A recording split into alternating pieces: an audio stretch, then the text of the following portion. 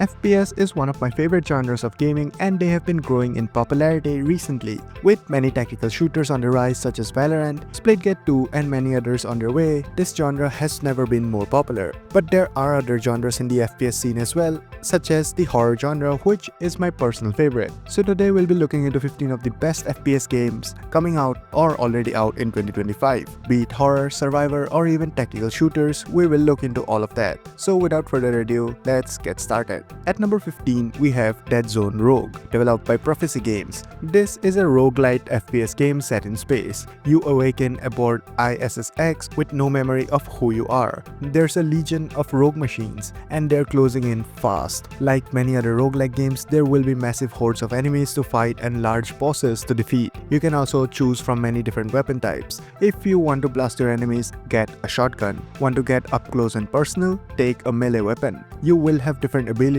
and upgrades along the way and you will need to survive the waves and defeat the bosses to progress through the game. With roguelike games, that only makes you stronger. With many permanent upgrades to choose from your previous journeys, you will become better and better as you progress. There are many other things you will find interesting about this game, so you can check out the demo which is out right now on Steam. It's coming out later this year. At number 14, we have Mouse PI for Hire, developed by Poland-based Fiume Games. This one is a weird one for me because it looks really good and unique. Many say it's a mixture of Cuphead and other FPS games combined into a fun new title. Mouse PI for Hire is a rubber hose style 3D first-person shooter game that features cartoon-style gunfight. While it's a FPS game, it also contains detective elements as well, like finding clues in dark rooms, clearing out puzzles and all that fun stuff. It's being published by an Australian company called Playside Studios and the characters were inspired by Mickey Mouse characters, which you can clearly see in the trailer. The combat and the animations looks amazing and I can't wait to try it out. Right now we don't have much information other than it's coming out in 2025 for all major platforms. At number 13, we have Pioneer, developed by GFA Games. It's an upcoming open-world FPS game set in post-apocalyptic Soviet-era Ireland. Now I know there are plenty of post-apocalyptic survival FPS games out there, but the special thing about this game is that it wants to be more realistic. An example that they gave was, just like in the real world, we have very high security around the facilities and not so much at night, the same is generated here as well.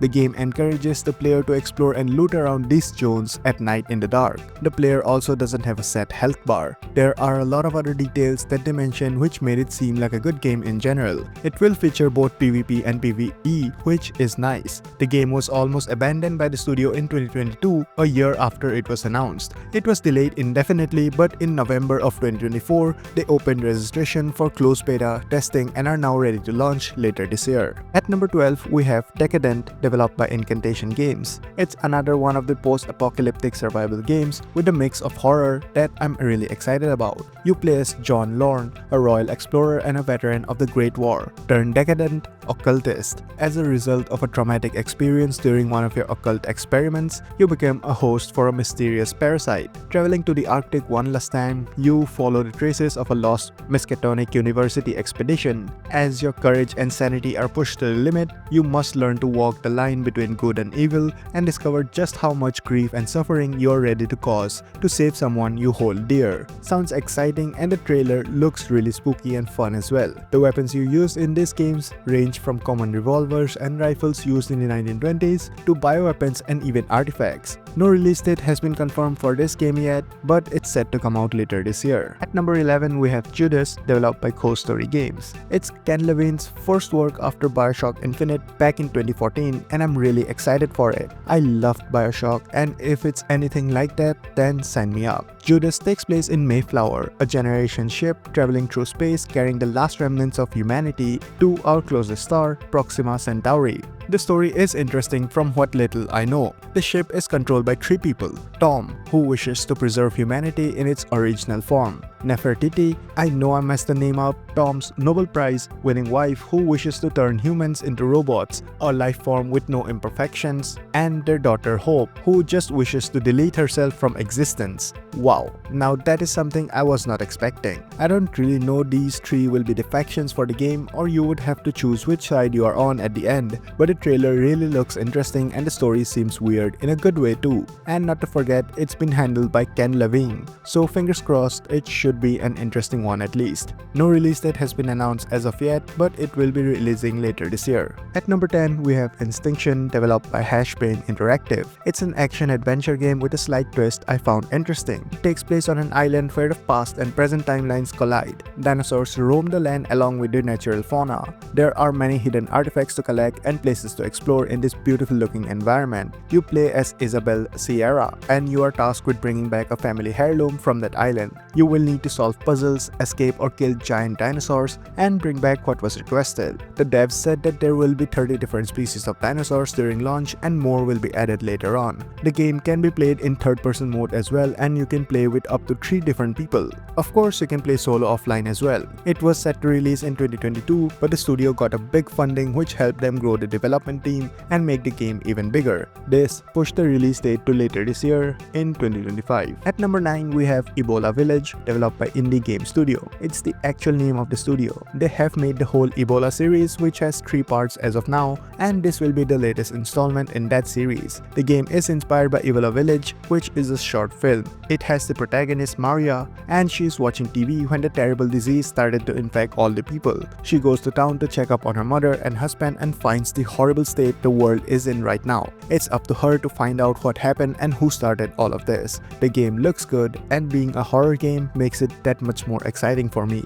The studio wants us to feel nostalgic playing this game because they emphasize that this game brings back the classic horror style of the 90s with a modern twist. Hearing this makes me think that there will be a lot of jump scares with lots of survival elements. They also claim that they have a great dismemberment physics, which I don't really know how much that would matter in a game like this. Just like all the other games on this list, it is set to come out later in 2025. At number 8, we have Killing Floor 3, developed by Tripwire Interactive. If you want to talk about full-on violence in gaming, look no further than Killing Floor series. This latest installment promises to provide even more. They have developed the massive evisceration and trauma or meat system in short to do just that. This system allows for more points of dismemberment and allows the player to go full on berserk mode with lots of blood and parts flying around. You can play solo or in a group of 4, and the number of enemies will be adjusted according to the party size. There will be hordes of enemies, and killing these enemies will let you charge up Z points, which after fully charged can be used to unleash a powerful slow effect on the enemies. On top of that, you can select from a cast of 6 different agents with different unique abilities. There will be mods for your weapons which you can unlock by clearing out different levels of enemies. Killing Floor promises good gameplay with lots of core elements, and they mostly deliver on those promises,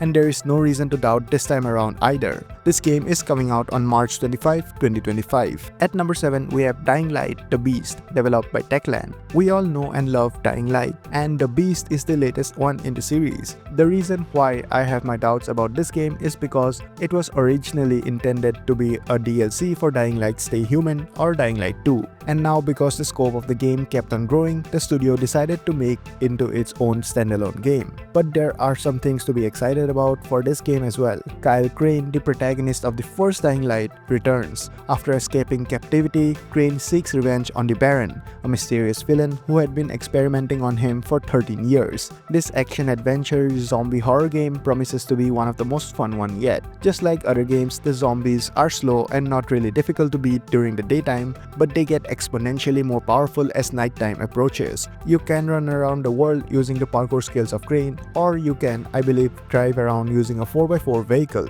This game is set to come out in mid-2025. At number 6, we have Splitgate 2, developed by 1047 Games. It's their new game and the successor to Splitgate. While Splitgate was popular when it came out, there were a lot of issues, and because of that, this game did not become the massive success it was set out to be. With Splitgate 2, however, they are hoping to turn the tides. They are listening to all the comments and suggestions people are giving them, and hopefully they implement those said things correctly, because I like the twist that they put into the game. Portaling around, flanking the enemies, and zooming across the map seems cool. With the new release, they are planning to have many new maps and game modes, and one such mode they have announced was Multi-Team Mayhem, where 24 players compete in an all-out warfare. There will also be new weapons and customizations in those weapons, which will make the game more interesting because of all the min-maxing people might be making. No specific release date has been announced yet, but it is set to release sometime later this year. At number 5, we have Atomfall, developed by Rebellion, the makers of the Sniper Elite series. You know, if Rebellion makes a game, they will make it look really good.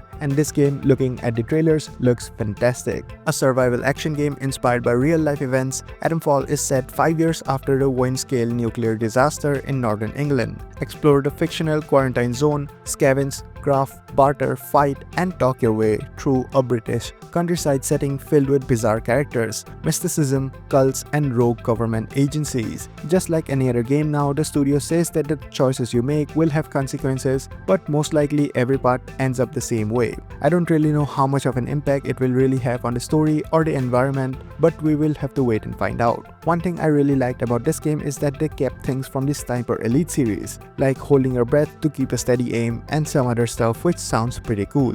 This game is set to come out on March 27th, 2025. At number 4, we have Outer Worlds 2, developed by Obsidian. Obsidian are looking to make it their year with 2 massive releases. While Avowed might not have been the success they would thought it would be, but it still made a good amount of sales. And with Outer Worlds 2, they are looking to break records. Outer Worlds was a really good game, and they are hoping to ride on that train with this new and improved sequel. You play as an Earth Directorate agent set to uncover the source of devastating rifts threatening to destroy all humanity. Your investigation leads to Arcadia, home of skip drive technology, where the fate of the colony and ultimately the entire galaxy rests on your decisions, your strengths, your flaws, your crew, and the other factions you choose to trust. You can build your character and choose their abilities. You also have the option to recruit different companions to help you along your journey, and all the decisions rests in your hands. Whether you are a diplomat and want to resolve conflict by peace, or you are a war enthusiast and want everything to burn, everything is in your hands. I have no idea how much of it is in your hands actually, but they say choices are what runs the environments. This game is set to come out sometime later this year. At number 3, we have Borderlands 4, developed by Gearbox. Just like its predecessor, it's a looter-shooter action RPG game with lots of mad stuff happening all around. The devs describe the new world as seamless, and it will not have any loading screens while moving around areas. There will also be new vehicles and traversal tools such as grappling hooks to go around quickly. Pandora's moon, Ellipse, after being teleported away by Lilith using her siren powers, destroyed the protective barrier of a planet named Kairos. In Borderlands 4, player assumed the role of a vault hunter who must lead the resistance against a ruthless dictator named the Timekeeper and his army of synthetic followers named the Order, while searching for secret alien treasures. We all know how good Borderlands 3 was, and if it's anything like that, I am happy. You get to choose from 4 different vault hunters, each with their own unique abilities, and you can play either solo or in a group of 4. It's coming out on September 23, 2025. At number 2, we have Kingdom Come Deliverance 2, developed by Warhorse Studio. It's already out, and right from when it was released, it started making waves. People have been loving it, and they say that this might be the game of the year already. I have been having a great time playing this game as well. It's massive and it's almost twice as big as the last one in the series. The gameplay is superb, the story is good, and the visuals look stunning. While there are a lot of things to pick out and criticize about this game, the overall review is great. You play as Henry, and the studio made him a blank slate, and you can fill that with your own story. Just like Baldur's Gate 3, your dialogues have chances to succeed, but rather than rolling a die, you have points like charm, boldness, and other characteristics which determine your success, and your attire determines your success as well. If you pretend to be a royal by wearing some beggar's clothes, you will not persuade anyone as well. This game is really good, and I would really suggest everyone to try it out. And finally, at number 1, we have Doom: The Dark Ages, developed by ID Software. I mean, do we really have to say anything at this point for Doom? It's a fun, adrenaline-pumping FPS game which is pure chaos. It's the 8th main installment in the series and the 3rd of the modern releases. This game will serve as a prequel to the 2016 Doom. While the previous installment focused more on the fast-paced action combat, this time around the studio is shifting to make the combat more strategic focused. The new Shield Saw will allow players to block, parry, and attack at the same time, and there will be lots of new weapons as well, like the Skull Crusher, Iron Mace, a gun that shoots bone shards, and many more. The game is also the first in the series to allow players to pilot with vehicles like a cybernetic dragon and a 30-story Atlan mech to combat enemies during certain sections of the game. The narrative places a greater emphasis on storytelling with more cutscenes and character development, providing a deeper insight to the Doomslayer's origin. It is set to release on May 15, 2025. And those were the best FPS games coming out or are already out in 2025. Which games are you excited for? Or which games did I miss out on? Let me know in the comments down below. If you enjoyed this video, hit the like and subscribe button. And if you want to know what's actually happening with Monster Hunter Wilds and its review on Steam, then watch this video. See you in the next one.